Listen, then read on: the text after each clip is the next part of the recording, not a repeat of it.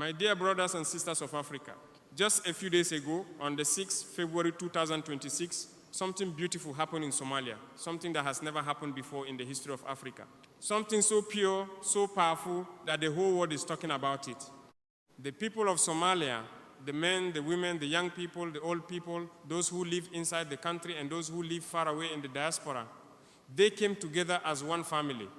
They opened their pockets, they gave their own money, they collected almost 300,000 American dollars, not from the government, not from foreign countries, from their own sweat, from their own love.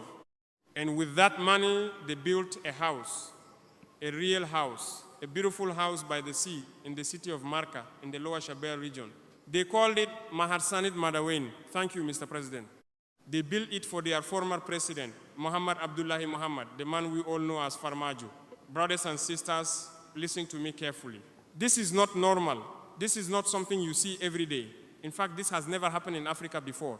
And maybe it has never happened anywhere in the world. A whole nation, after a president has left power, decides to build him a house with their own hands and their own money. Not because they were forced, not because someone told them to do it, but because their hearts told them to do it. President Farmaajo is the only president in the whole of Africa, and I say this with all my strength, the only president in the entire world who has received such a great recognition from his own people. This is rare, this is special, this is historic. When I heard the news, I stopped everything I was doing. I called my brothers in the government. I said to them, look what the Somali people have done. This is the Africa we are fighting for. Because when a leader serves his people with honesty, when he protects them, when he refuses to steal from them, the people never forget. The people remember. And one day, the people say thank you in the most beautiful way possible. That is exactly what happened with President Farmaajo. During his time from 2017 to 2022, he showed the world what a real African leader looks like. He did not come to power to get rich, he came to power to serve. He came to power to protect Somalia. And the Somali people saw it, they felt it. That is why today they built him that house. My brothers and sisters, this is the beginning of my message. In the next parts, I will tell you more about how Farmaajo never stole even $1 from his people, how the Somali soldiers loved him like a father, and how the current leaders in Mogadishu are doing the opposite. But for now, I want you to feel this moment. A former president receiving a house from his own people. This is the power of truth. This is the power of real leadership. And this is why today, from Burkina Faso, I send my warmest congratulations and my deepest respect to President Mohamed Abdullahi Farmaajo. Thank you, Mr. President. Mahadsanid, Madaxweyne. Now let me speak plainly, because the truth must be told without fear. We all know what makes a leader great in the eyes of his people. It is not fancy cars. It is not big houses paid by foreign money. It is not stealing from the national treasury while the children go hungry. No, a true leader is one who protects the money of the people, who refuses to touch even 1 cent that belongs to the nation, who lives simply so that the nation can rise. That is exactly what President Mohamed Abdullahi Farmaajo did during his mandate from 2017 to 2022.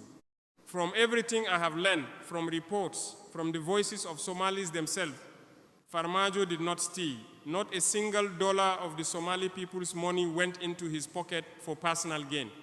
Instead, he protected it. He fought corruption. He worked to rebuild institutions. He stood firm against those who wanted to divide Somalia. And the Somali military, the soldiers who carried the guns, who faced death every day for their country, they loved him like a father. They respected him deeply. They saw a commander who cared about them, who paid their salaries on time when possible, who did not use them for personal power games. This is rare in our Africa today. Too many leaders come to power promising heaven, but leave with pockets full and the people empty. But not Farmaajo.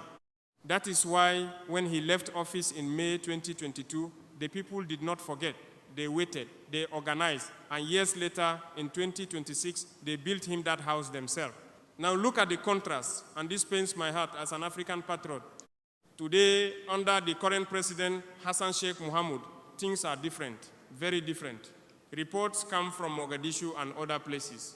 Security forces go into neighborhoods. They demolish homes. They force civilians, poor families, displaced people who have suffered for 30 years or more from war and drought out of the only shelters they have.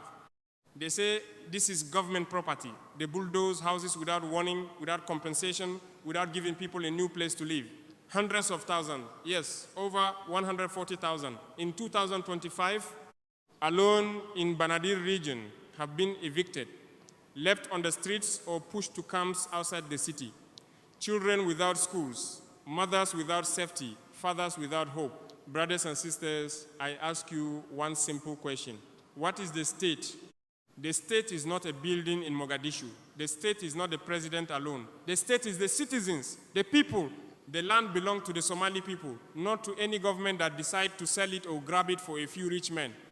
If a government destroys the homes of its own citizens, where do they go? Where do they sleep? Where do their children play? For over 20 years, many Somalis have lived in hardship, in camps, in makeshift houses, because of war, because of Al-Shabaab, because of floods and drought. They survived, but now their own government pushes them out. This is not leadership. This is the opposite of what Farmaajo did. Farmaajo never chased his people from their homes. He never stole from them. That is why today they honor him with a house built by love, not by force.